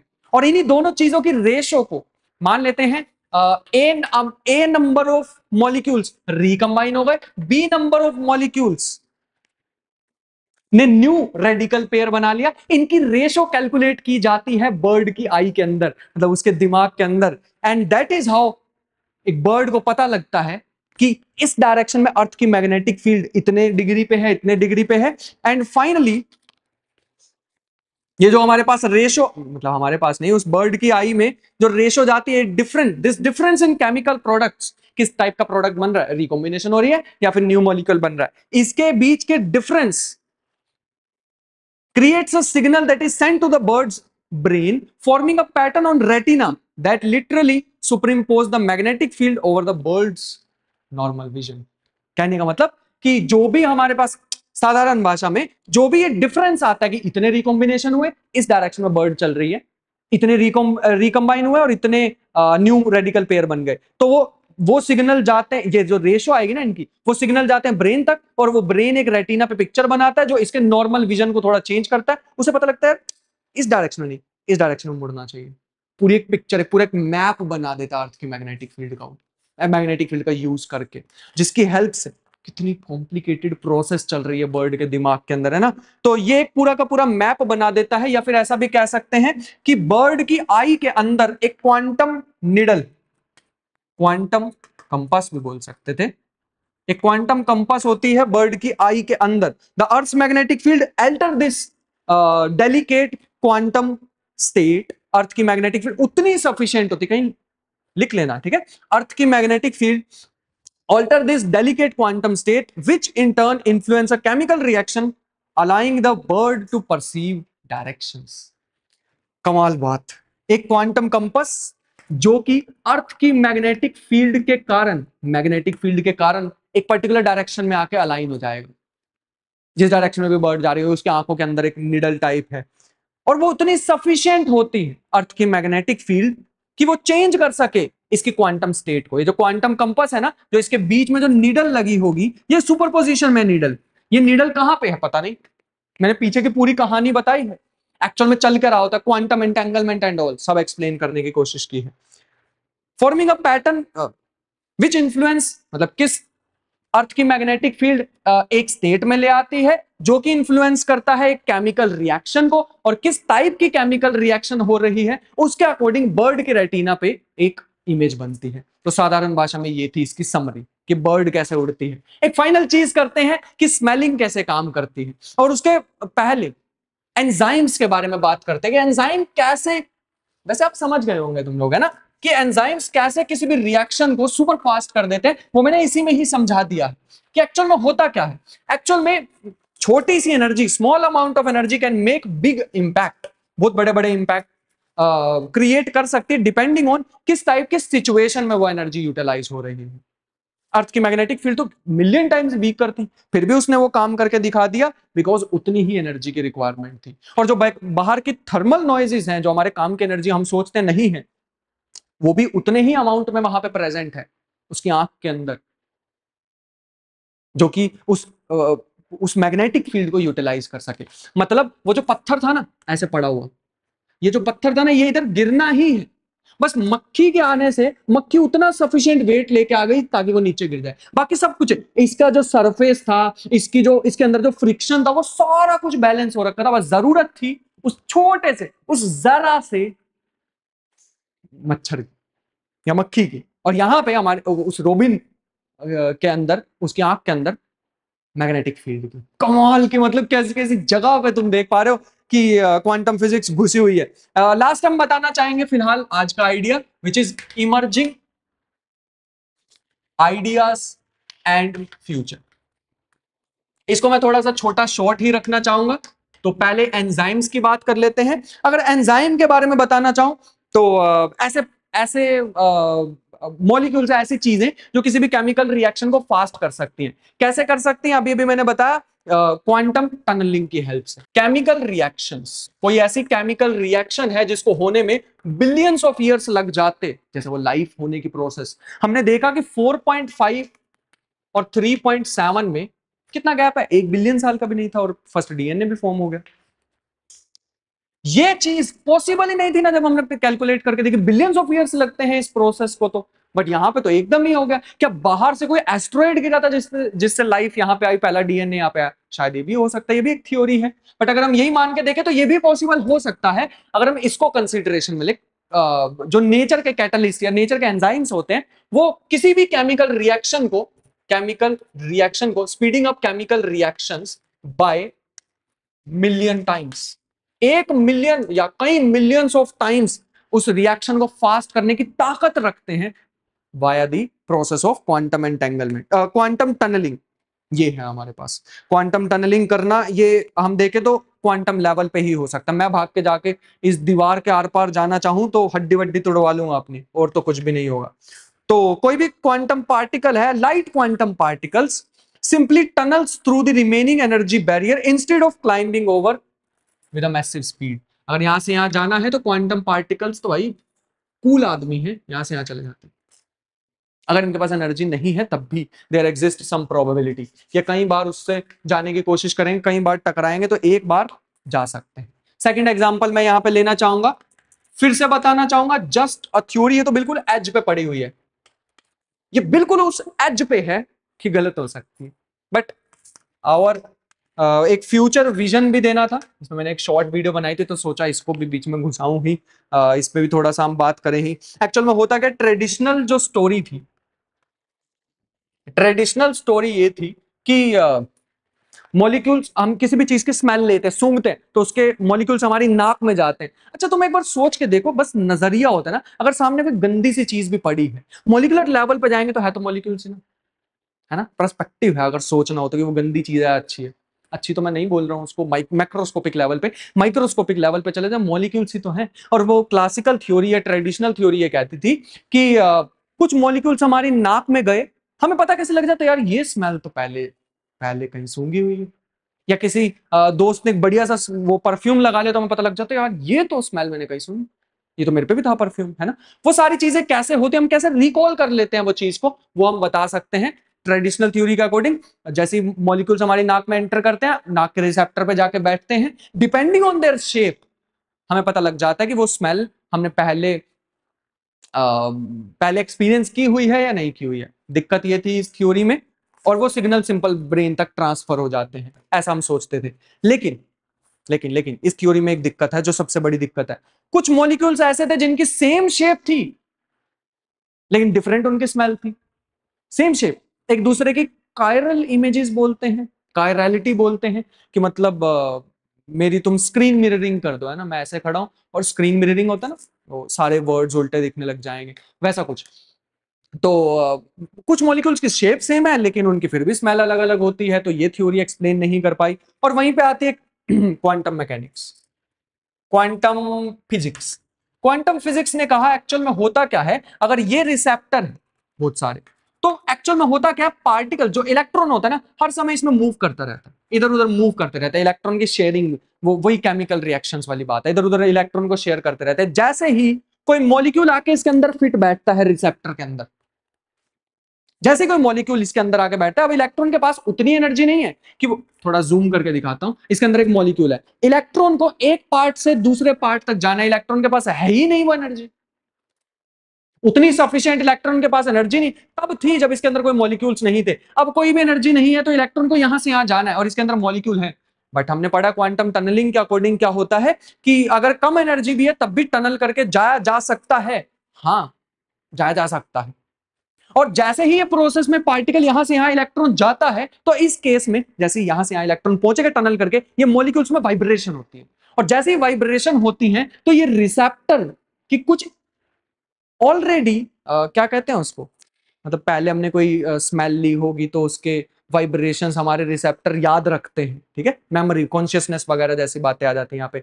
जैसे ही फ्रीक्वेंसी हमारे रिसेप्टर की जो डेटाबेस है, कैसे कैसे वर्ड यूज करने पड़ रहे हैं कंप्यूटर साइंस वाले, अगर कोई कंप्यूटर साइंस का ना हुआ तो सोचेगा कि बिल्कुल सिर के ऊपर से जा रही, बट इतना पता होगा डेटाबेस मतलब उसने पहले बहुत सारी वाइब्रेशंस देख रखी है हमारे रिसेप्टर ने, अगर उस डेटाबेस में से एक वाइब्रेशन मैच हो गई, इलेक्ट्रॉन यहां से आ गया जिसके कारण मॉलिक्यूल वाइब्रेट किया, और वो वाइब्रेशन मैच हो गई हमारे रिसेप्टर के डेटाबेस में से किसी वाइब्रेशन से, बूम, हम स्मेल को पता लग जाएगा कि भाई ये तो पहले पहले एक्सपीरियंस की हुई है ये स्मेल, है ना।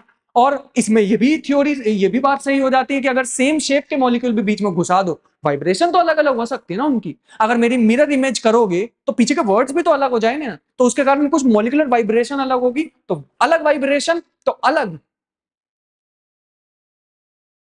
अलग वाइब्रेशन तो अलग अलग डेटाबेस में से एक वो उठाएगा हमारा रिसेप्टर और पता लग जाएगा हाँ ये अलग स्मेल है। अलग सेम शेप के मॉलिक्यूल की भी अलग अलग वाइब्रेशन हो सकती है, तो इसका मतलब है हम अपने नाक से सूंघते नहीं है, सुनते हैं। कितनी अजीब सी बात लग रही है ना, जैसे हमारे नाक के बीच में एक नैनो लेवल का एक गिटार बज रहा हो, तो वो गिटार की अगर फ्रीक्वेंसी मैच हुई तो हाँ भाई ये तो सुनी हुई है मैंने धुन, और अगर मैच नहीं हुई तो, अगर हमारी वो मैच नहीं हुई तो मतलब ये कोई न्यू है, फिर वो अपने डेटाबेस में रख लेगा, नेक्स्ट टाइम हमें पता लग जाएगा ये स्मेल तो वहां एक्सपीरियंस की थी। तो ये डेटाबेस कलेक्शन वाली बात, इसीलिए तो मैं कहता हूं कि हमारा यूनिवर्स क्वांटम कंप्यूटर है, आप समझ पा रहे हो। अगर हम अपने नाक के अंदर भी देखें वहां भी कैलकुलेशंस ही हो रही है, वहां भी डेटा की स्टोरिंग हो रही है, वहीं वहां पे भी इंफॉर्मेशन स्टोर हो रही है, और इंफॉर्मेशन का सबसे छोटा यूनिट होता है बिट्स। बस हमारे नाक में या हमारे शरीर में या फिर हमारे पूरे ब्रह्मांड में बिट्स नहीं, फंडामेंटल लेवल पे क्यूबिट्स होते हैं, क्यूबिट्स मतलब क्वांटम पार्टिकल्स, मतलब वो क्वांटम फिजिक्स के रूल्स को फॉलो करते हैं, and that is all about quantum biology. एक बहुत ही ज्यादा ब्रॉड पर्सपेक्टिव देने की कोशिश की है, अगर फिर से बता देता हूं, मेरे को इसका पार्ट 2 बनाना पड़ेगा तो उसको 1 साल लग जाएगा, क्योंकि डेवलपिंग स्टेज ये सारी चीजें, ये जो स्मेलिंग वाला पार्ट मैंने तुम्हें बताया इसमें तो तुम लोग भी रिसर्च कर सकते हो, this is highly debatable topic कि ऐसा होता है या नहीं होता है। बाकी पे तो फिर भी काफी सारे एग्री करते हैं साइंटिस्ट, बट ये थोड़ा ज्यादा ही है। तो इसका मतलब है हमने क्या क्या सीखा है, सबसे पहली चीज कि quantum mechanics is not weird footnote to life process, it appears to be fundamental operational tool. Quantum physics की जितनी भी वियर्डनेस थी, हम सोचते थे कि ये प्रोसेसेस तो बड़ी डेलिकेट होती, बड़ी सेंसिटिव होती हैं, एक सेंसिटिव एनवायरमेंटल टूल किट हमें मिल सकती है। हमें पता लगा कि बायोलॉजी जो है ना उसको बड़े अच्छी तरह से यूटिलाइज करती है, सिर्फ उसके अगेंस्ट सरवाइव करके हम यहां तक नहीं पहुंच गए, हमने उसे यूज भी किया है बायोलॉजी को, बायोलॉजी में क्वांटम फिजिक्स को। दूसरा हमें पता लगा life has evolved mechanism that not only protect delicate quantum states from noisy cellular environment but actively harness to give evolutionary advantages. हमने सिर्फ जैसा मैंने बताया ही ना, बस उसको इंग्लिश में कन्वर्ट कर दिया कि हम यहां तक सरवाइव करके नहीं पहुंचे, सिर्फ हमने एडवांटेज उठाई है उसके, हमने फायदा उठाया उसका क्वांटम फिजिक्स का, जिसके कारण हम यहाँ पे हैं। फंडामेंटल लेवल पे कैलकुलेशंस चल रही हैं ये सारी, और ये कोई छोटी मोटी थ्योरी नहीं है। आने वाले लेक्चर में भी मैं थोड़ा उस पर रिसर्च कर रहा हूँ। मेरे को रिसर्च पेपर पढ़ने में थोड़ी सी दिक्कत आ रही है, क्योंकि मेरी भी कोई प्रोफेशनल ट्रेनिंग नहीं हुई है। मेरे को भी समझना पड़ता है इधर उधर 4 बुक्स को एक्सप्लोर करके।